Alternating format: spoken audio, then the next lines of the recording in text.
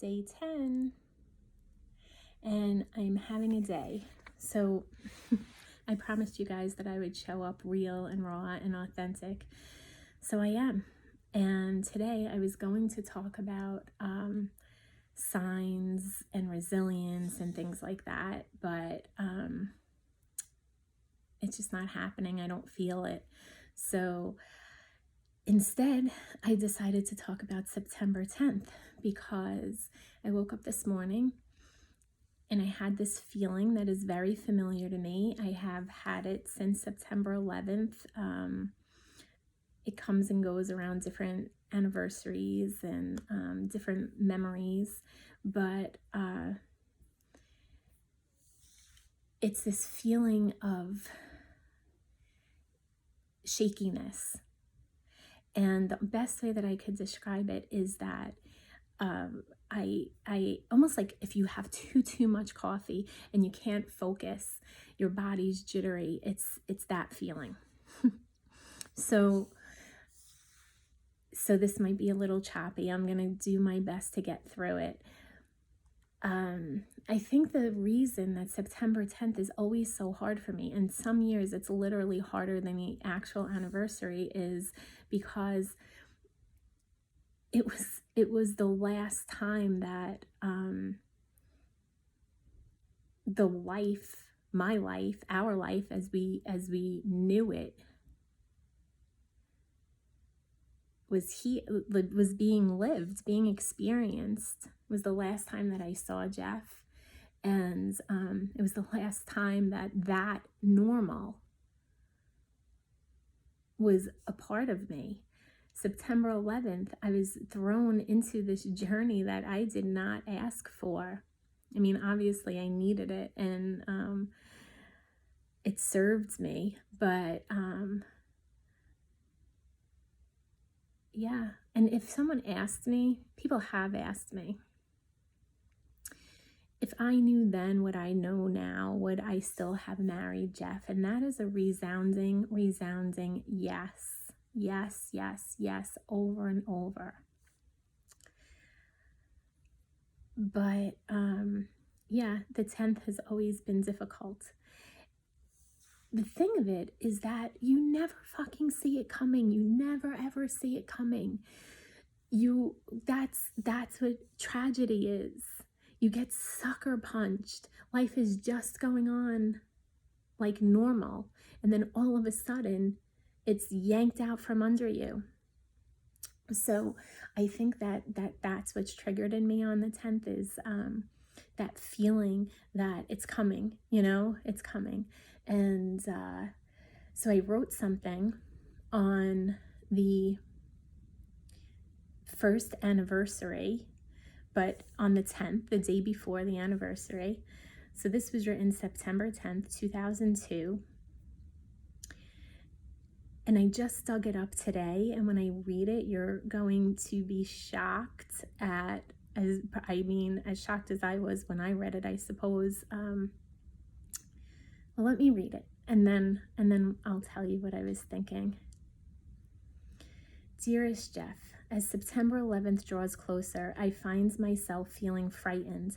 I feel like I'm going to experience that same shock and unimaginable pain and fear that I felt as the towers first fell, except now I will be sure of the outcome, no cushion of hope or prayers for miracles. Life has changed dramatically for us all. It has been a year full of suffering, but from that comes growth of the soul. I miss you every minute of every day.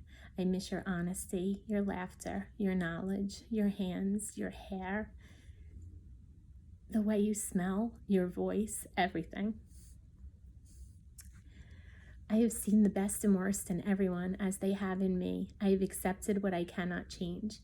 The day the towers fell, a part of me died with you, and there are many days that I would do anything to be with you or to take your place.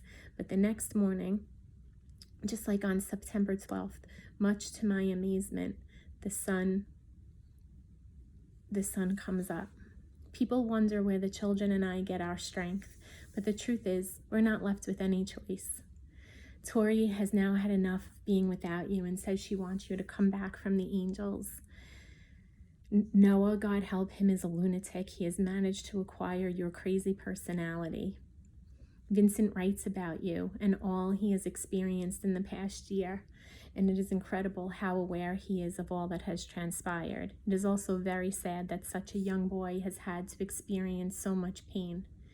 I try my best, and I have learned to be true to myself and the values we both believed in.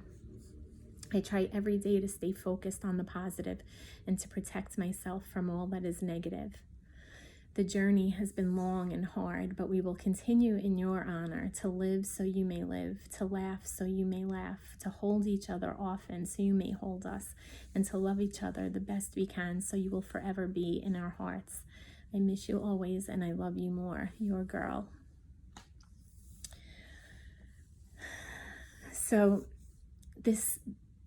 that is mind-blowing to me, because I wrote that a year later, and as you can see, everything that I've been talking to you about for the past 10 days is literally embodied in that letter.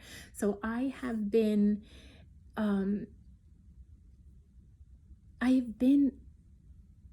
living all of this for 19 years now, and the craziness of it is that it's not that I'm stuck, it's this constant unlayering, it's this constant pulling off of anything that has hindered my light. That's what I feel like, right? So grief is not this one-stop shop. You don't just do any of the practices I gave you yesterday and fix yourself. It doesn't happen like that. There's no fixing, there's no changing, there's no making it better. What it is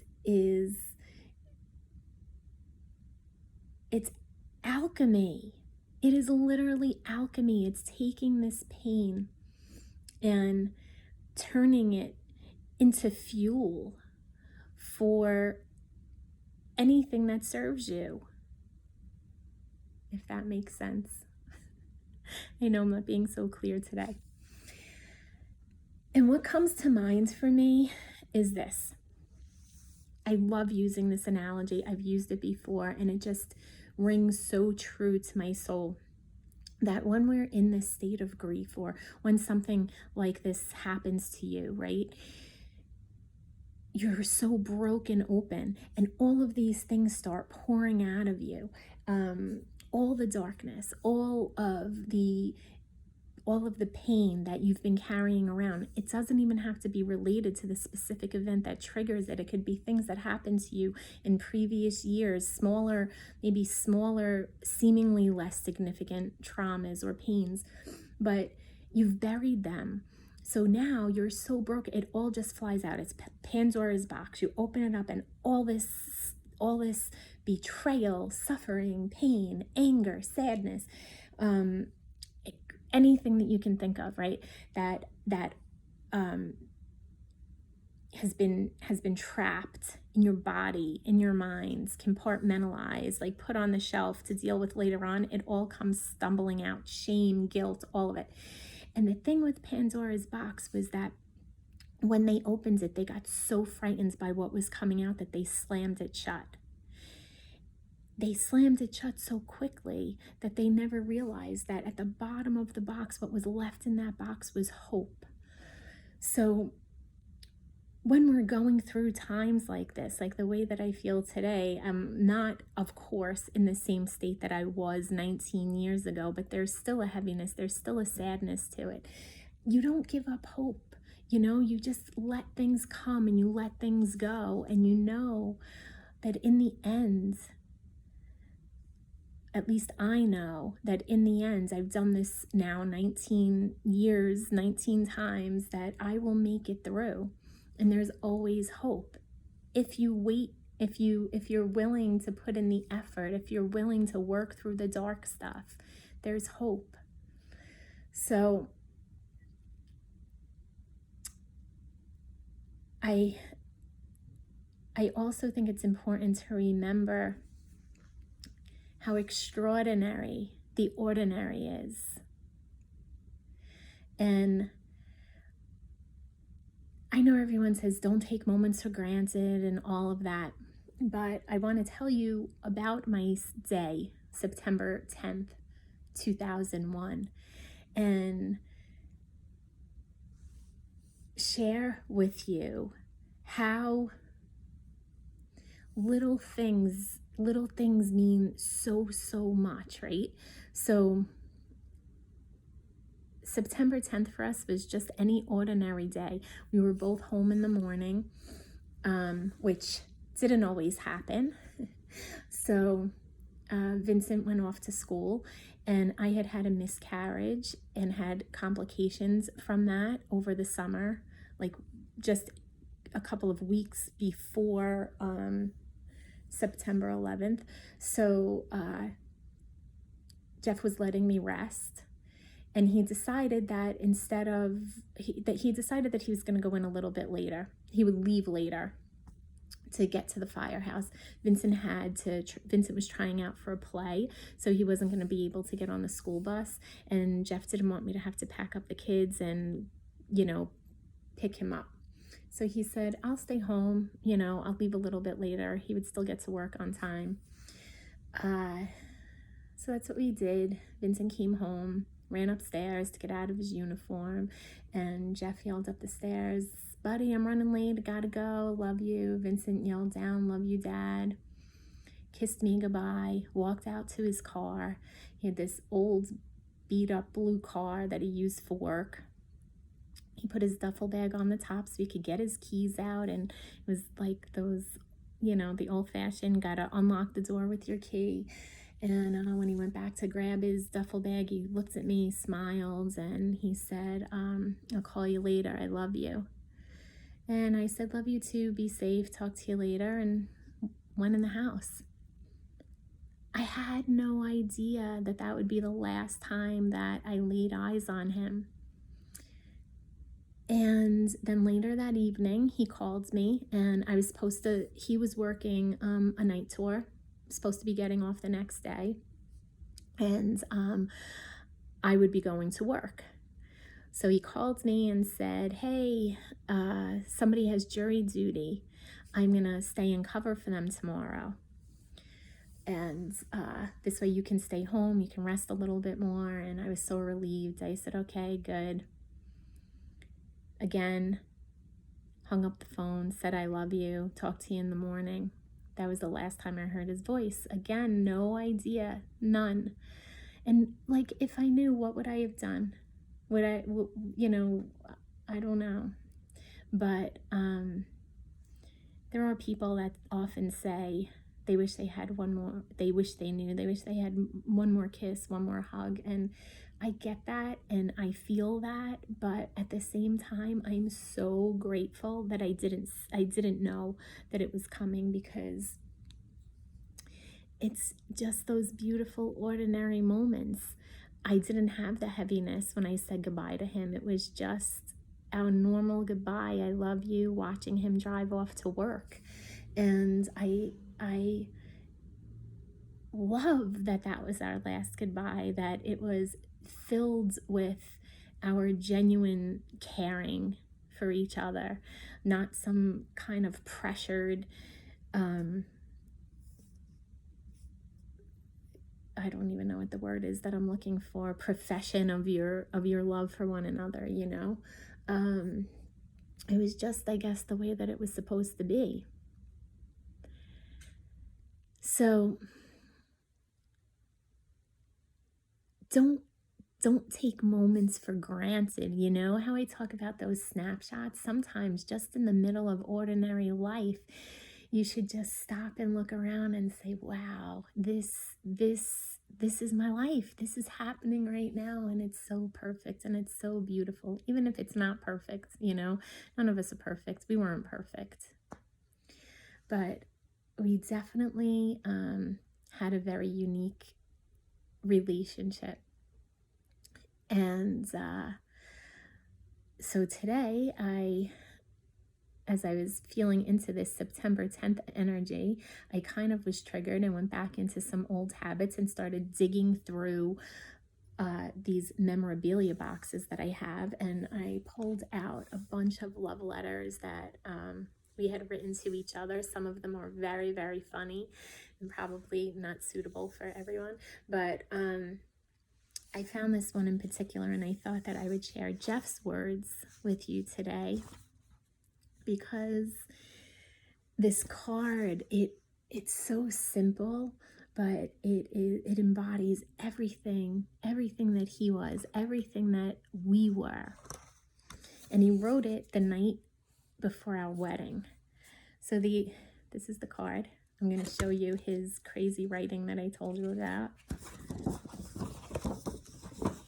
This is his handwriting, and worse than the handwriting is the grammar and the spelling. Terrible, but it doesn't matter. It's like the thought behind things, right? So he wrote, D. Well, first let me read you the card. Sometimes I think about the first time I realized that I love you. It was as if my eyes took a picture at that moment and stored it in my heart. Snapshots, see? They're true. Sometimes I think about how much my life has changed because of you. I think about you and your happiness, about us and our life together. And I realize that you are as much a part of me now as the air I breathe and the dreams I nurture. But from time to time, I still like to remember the first time I looked into your eyes and saw my future there.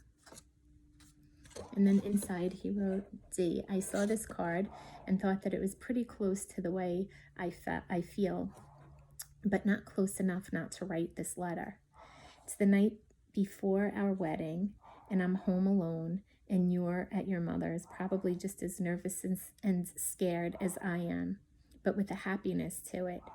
I just want to tell you that no matter what we run into in our lives together, never doubt my love and loyalty to you or the commitment we're going to make tomorrow.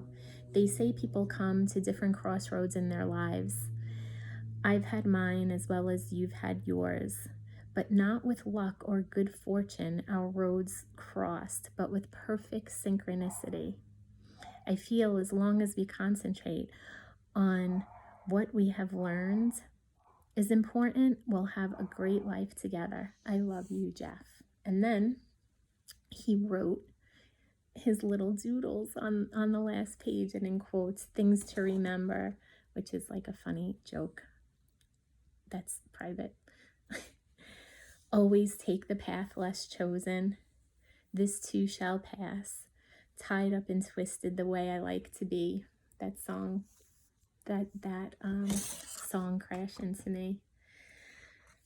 So